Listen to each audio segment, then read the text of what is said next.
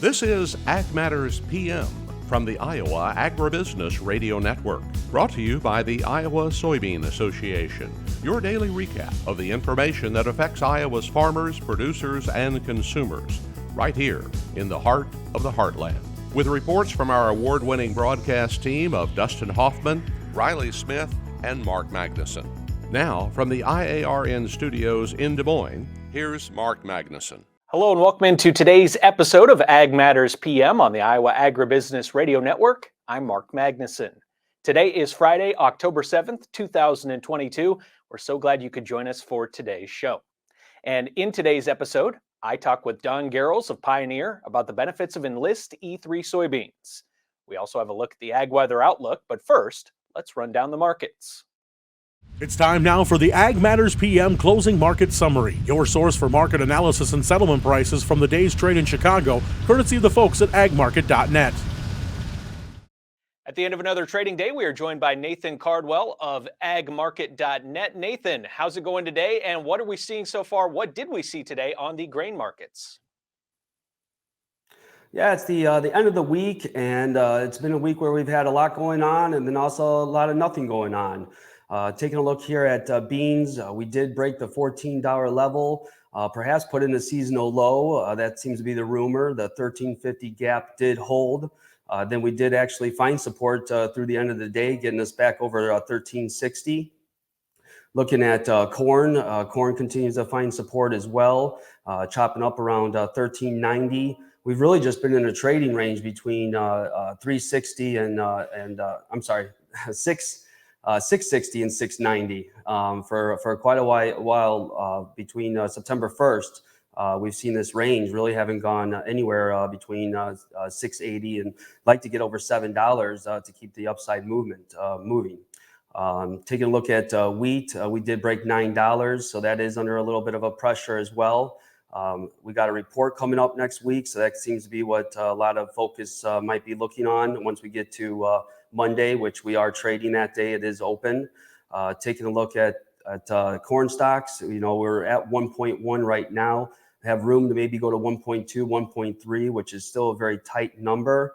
Not a lot of room to make adjustments. Ethanol and feed use is already at the lows. Exports are still in question. And is that going to be a number that can still move the needle in regards to carryout? Beans, on the other hand, has continue to climb, and we're looking for numbers over 200. So that could add a little bit more pressure to the market, depending on if China wants to come back, which we've not seen China at all in the market, which typically this is a good time to normally see them. Looking at wheat, normal stocks still carry over, looking at from 600 to about 550. The problem with wheat right now is the weather. Guys are looking at the planting timeline for winter wheat, and they got to make decisions. And it's really dry out there. If you look at Nebraska, Kansas, Oklahoma, Texas, they're in a very dry situation. And after the quarterly stocks number where spring wheat was lowered, this is not a good start to the winter wheat plantings. Nathan, earlier this week and really throughout the week and in recent days, we've seen the dollar value continue to just climb and be really, really high. I think we did have one day where it dropped back down, but we're back up again. What is that high dollar value doing to the markets? That is a concern. You normally would see that if the dollar backs off, that would be support to commodities, and then vice versa. If the dollar goes up, that should be pressure to commodities. I think that is possibly something that might affect consumerism, demand more than exports right now.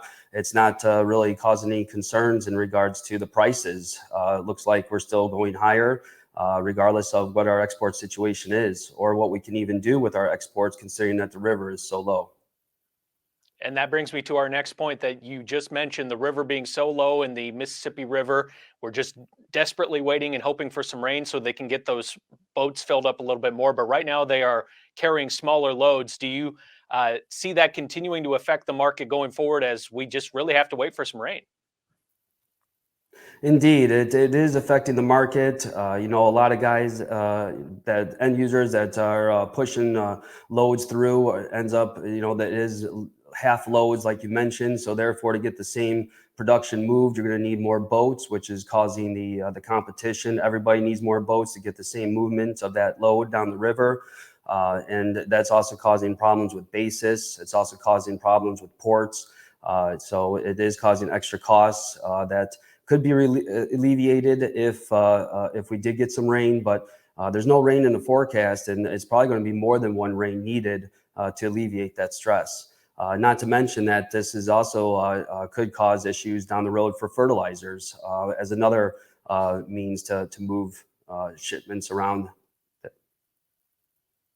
And as we know, those fertilizer costs have been high already, so we don't need any more added issues there. Nathan, what was the story on the livestock side of the markets today? Yeah, taking a look at livestock, cattle was down a little bit, so were hogs. Right now, I think the biggest concern, like you mentioned, is consumer with the price of the dollar, inflation. It's really kind of turned demand off a little bit. One bright spot would be possibly lack of competition for chickens. So that could create a little bit more demand for beef and hams as we get into the fourth quarter. Looking at hogs, cash index is still quite higher. They might be overdone to the downside. Would like to see a little bit of support in this market to get over a couple technical areas to give us more upside. But hogs right now still might be a little overdone. He's Nathan Cardwell of agmarket.net. Nathan, thanks for joining us here today for the analysis. How can our viewers get in touch with agmarket.net if they'd like some more information? Yeah, thanks. You can reach us here at 844-424-6758. Nathan, thank you so much. We'll look to talk to you again soon. Have a great weekend. Thank you. Have a great weekend. That was Nathan Cardwell of agmarket.net with our market analysis here today. And it's time now to turn our attention to the closing numbers brought to you courtesy of the folks at Bar Chart. December corn up 7 3/4 at 683 1/4. November soybeans up 9 even at 1367 even. Soybean meal for December up $7.30 at 470 cents. Soybean oil for December up 58 cents at 66.60. Chicago wheat up 1 1/4 at 880 1/4. Minneapolis wheat up 5 1/2 at 968 even. And Kansas wheat up 3 3/4 at 968 3/4. December oats down 18 even at 379 even. Live cattle for October unchanged at $145.32. October feeder cattle down $1 at $174.72. Lean hogs for October up 57 cents at $92.95. December pork cutout down 57 cents at $87.85. And Class 3 milk for October down 4 cents at $22.07. And that's been a check of the Ag Market Recap here on Ag Matters PM. We're going to go ahead and take a quick break to hear from our sponsor, the Iowa Soybean Association, and the Soy Checkoff. And when we come back, I will talk with Don Gehrls of Pioneer. This is Ag Matters PM.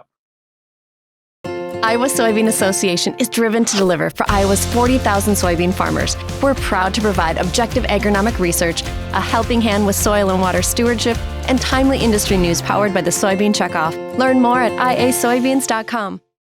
Welcome back to Ag Matters PM from the Iowa Agribusiness Radio Network. I'm Mark Magnuson. Today, I have my talk with Don Gehrls of Pioneer about the benefits of Enlist E3 soybeans and how they can help farmers in Iowa. Mark Magnuson with the Iowa Agribusiness Radio Network. We are at day 2 at the Farm Progress Show, and we're here at the Pioneer tent. And I am here with Don Gehrls, and Don is the soybean side of things here at Pioneer. And Don, you're one of the marketing leads, and we wanted to talk about Enlist E3 today. So what has you excited right now about that program and where it's headed? Yeah, no, appreciate the time. Good to be at Farm Progress. The thing that excites us is just that farmers are really liking it. So this is our 3rd year really in the market, and the adoption every year is really exceeding probably our aggressive expectations. So once farmers have tried the Enlist herbicide system, they've found it's responsible, it's effective on weed control, and the big thing they keep telling us is the flexibility. So they're not looking for things to be any harder than they need to be, and the Enlist system has really given them the options to farm how they want. So what's that like when you're trying to push a product forward and say, hey, you guys should try this, but instead farmers are actually liking it so much you're a little bit ahead of schedule? Yeah, at first it feels like you're trying to get them to do a leap of faith, because we've had a lot of success with soybeans the last several years, and then making a trait transition is always a little weary. What's happened is we've continued every time we produce seed, we say, hey, if we're going to produce a little bit more, let's just err on the side of more Enlist E3, because that's what farmers keep coming back to us with. But it's a good problem to have, because we really are seeing it's the better technology that farmers want. So we like the idea that we're kind of pushing resources towards it. So when you're making the case for Enlist E3 and you're trying to convince someone to start off with the program that maybe hasn't before, what's the first things you tell them? Yeah, I mean, the last couple years, it's been about weed control and the herbicide system. We can talk about genetics next, but really it's making sure they're comfortable with that and weed control. We've got tough to control weeds across the state, and what they've found is we don't know what the growing season's going to be like, and you want additional flexibility, and that's what Enlist has brought versus other options. No calendar cutoffs, more tank mix options, just more flexibility to spray what you need when you need it, because you don't know if it's an early season, late season, that sort of thing. And that's really resonated with folks. And now we can see different problems on different parts of the state, sometimes depending on the weather even. So is this a product that is going to be able to cover that wide range? Yeah, and the weed control is great. Whatever your tough to control weed is, we've found a program that works, whether we're talking pre's, we're talking about mixing Enlist plus Liberty. There's a lot of good options to do that. And then when we talk about adaptability, I think a lot of that comes down to the genetics, and that's why we're excited about the range of products we've got that can really fit every acre at this point. Now, you mentioned the genetics, and what are we talking about with Enlist G3 when it comes to genetics? E3, excuse me, and we're talking about the genetic side of things. Yeah, so we're really excited that we're now bringing forward A-Series with Enlist E3. Farmers have gotten to know A-Series products from Pioneer the last several years. And some of our other trait platforms, we now have that available for the first time in E3. And what A-Series is it's our most elite genetics from Pioneer, exclusive to that brand. And really, it's not just top-end yield, it's the agronomics and defensive characteristics that help these have wider adaptability and just better performance no matter what the season is. At a show like Farm Progress, where you get to interact with a lot of producers, a lot of farmers, what are they coming by and asking you when it comes to things that they want to know about? Yeah, it's fun because people are coming by and saying, hey, I heard you have E3 with A-Series. So when they call your products by name, that makes you feel pretty good. So this is, again, something that's been a long time coming. We talk about that E3 adoption. It's really been very system-driven the first few years. Now what we see is a transition to, hey, the genetics are there. And so it's been fun to be able to answer farmers with, hey, yeah, we have those now. So it's been a good conversation the last couple of days. You know, over the last 10 years even, we've just seen yields continue to grow and grow and grow, and we see these high numbers. Is it even continue to impress you with some of the new technology, some of the new trait stacks and everything, that the ability to have these high yields? Yeah, it's really cool to see, and we don't see it slowing down because it is a sustainable way that we're doing it with research. Technology is, sometimes say ag is slow to adopt, but I can tell you research and development, they've been out ahead of the curve on technology, and that has just made us that much smarter on which products make it through the funnel to get into a bag. So we don't expect that to slow down with these next few classes. Is there anything you're looking down the pipeline with Enlist E3 that you're excited about? Maybe something that's not quite arrived, but is coming? Yeah, so we're on the Enlist E3 train, and we're excited about it because we think it's a great tool, but we also want to make sure that it's got some longevity and we can steward it appropriately. What we're looking to do is start to stack it with other options as we get to later in the decade. So the next thing that's coming is E3 with Plenish, which is our high oleic soybean offering. Will start to be a bigger offering in Iowa as we get more processors on. And then the other thing is soybean cyst nematode. That's something that farmers are more and more trying to manage.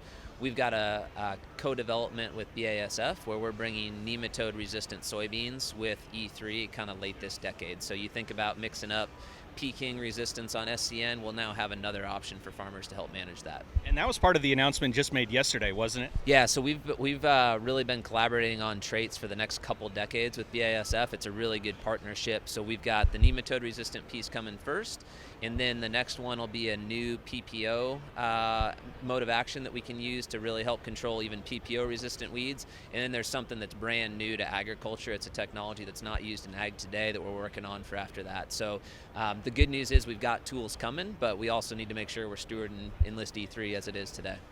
Don, is there anything else you'd like to let our viewers and listeners know about when it comes to this program and what's got you excited? I just would always recommend that you talk to your local Pioneer sales rep. And your geography, they're the ones that know what's going to work best. We've got really good experience with Enlist E3 and the Enlist system, and now they can really talk about the genetics with A-Series that they can get on your farm next year. That was Don Gehrls of Pioneer. As for right now, let's take a look at the ag weather outlook. Well, it was very cool across the state of Iowa last evening, and in fact, it's going to be even cooler tonight. So if you have any plants outside that you're looking to take care of, you need to be paying attention to those this evening for sure, as there will be widespread frost. Other than that, though, we still have some very clear skies, some sunshine, and it feels really comfortable. Right now, let's turn our attention to what the National Weather Service has in store for us for the next 24 hours. As you can see from the National Weather Service today in our Ag Weather Outlook, sunny across much of the state, much cooler temperatures, and in fact, it's only going to get cooler here tonight. But let's stick with today. It was 52 to 56 degrees for the highs. Tonight, clear with widespread frost, and temperatures dipping into the low 30s and even the mid-20s. 26 to 33 are low temperatures tonight across the state of Iowa. For tomorrow, sunny skies once again, slightly warmer, but still chilly. High temperatures in the upper 50s to mid-60s. And now as we check out the forecast for tomorrow around the state of Iowa and our IARN affiliate locations. In Cherokee, northwest Iowa, sunny at 65 degrees, the high temperature for tomorrow. Shenandoah, 63 degrees and sunny. In Des Moines, 61 degrees and sunny. Waterloo, 59 and sunny for tomorrow. Albia, 60 degrees, the high temperature, sunny skies, and Clinton, also sunny skies with a high temperature of 59 degrees. For a more detailed forecast in your part of the state, head to your local Iowa Agribusiness Radio Network affiliate. And that's been a check of the Ag Weather Outlook. And it also brings us to the end of this episode of Ag Matters PM. A reminder, you can find all of our content on our website at iowaagnet.com. You can also follow us on social media at Facebook, Twitter, and TikTok. And you can find all of our video content and previous episodes on our YouTube channel. And while you're there, subscribe, click on the notification bell as well. That will keep you up to date with all of our latest videos. And don't forget our free twice daily market podcast found wherever you find your favorite podcast: Apple, Amazon, Google, Spotify, and Podbean. From the IARN studios in Des Moines, I'm Mark Magnuson. On behalf of Riley Smith and Dustin Huffman, we thank you for watching. This has been Ag Matters PM.